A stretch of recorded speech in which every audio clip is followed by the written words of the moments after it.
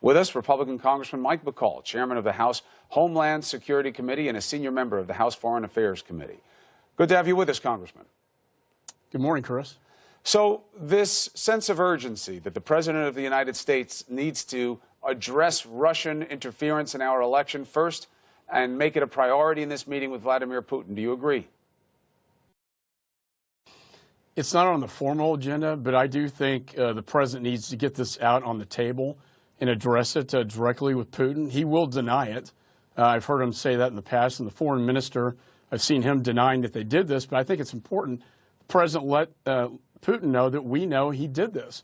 I got briefed on this before the November elections. I asked the Obama administration to call out Putin for what he was doing. We need to have consequences to those actions, and we, quite frankly, Chris, haven't seen that. I think this is the opportunity, and not only from a policy standpoint, but politically, for the President to bring this up directly with Putin and tell him that we know he's doing this and to stop. And if he doesn't, there will be consequences. But do you think the President believes in what you're asking him to say to Putin? I mean, you heard what he said in the press conference yesterday. He still says nobody really knows. He disagrees with the intel assessment from the intelligence community. He disagrees with what people like you just said. Well, I think it's I've had the briefings classified. I've had a lot of classified briefings. It is clear and convincing evidence that Russia was meddling in our Why elections. doesn't the President say that, Congressman? I think the President, and I think he knows that, and I think the sooner it's not what he says. He admits that and moves on, he'll be in a better position. Well, how do you explain it? I mean, to your constituents, to yourself. If he knows what you know, and we got to assume the President, you're wired in. There's no question about it. That's why we're happy to have you on the show. You get these briefings, but so does he. He knows everything you know.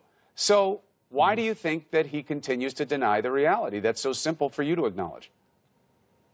Well, I think he perhaps thinks it undermines the credibility of his election, possibly. I think he also had a healthy skepticism of the intelligence community in the beginning when they presented the dossier, for instance, to him. But I think since that time, he's grown into the office and has a deeper appreciation and understanding what the intelligence community can provide in terms of their products, their analysis.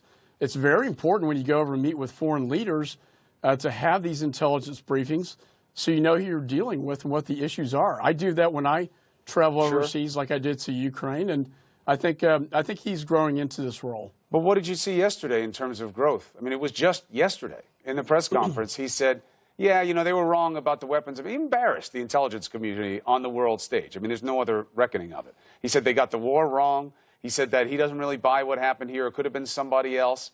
I mean, how does that evidence the growth that you're suggesting he's had in confidence in the intelligence community since he entered office?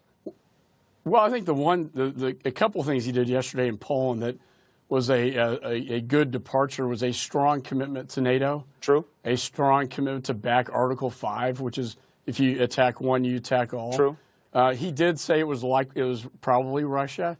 That's actually, believe it or not, a step in the right direction. But when he sits with Putin now, you're sitting with a guy, I'm just saying, just tactics. And as I said on the show earlier, and I stand by it, I've known the President a long time. I know about how he deals with people in power. I know how he deals in meetings. He can be very impressive. And I'm cautioning people who are checking him that, he's going to be outmatched in this meeting. Don't undersell the President in terms of how he can do one-on-one. But just on the record, if he says to Putin, I know what you did, don't you do it again, there's a new sheriff in town, he's given Putin every ability to say, you don't know what I did. You don't trust your own intel people. You know that they're wrong. I didn't have anything to do with this. He's given him an out, hasn't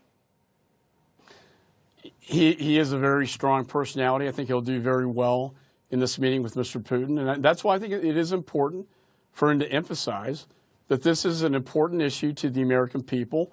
And to at least raise the issue. I think Putin will automatically deny it, but as you reported previously, we have an uptick in Russian spies coming into the United States now. That concerns me greatly. We know they try to influence the elections in Europe, and they will continue to destabilize. Now, Trump did say he called against the destabilization from Russia, and I think that was a positive thing. But I do think he has to raise it along with Syria, North Korea, and Ukraine. Those are three big issues with Putin right now.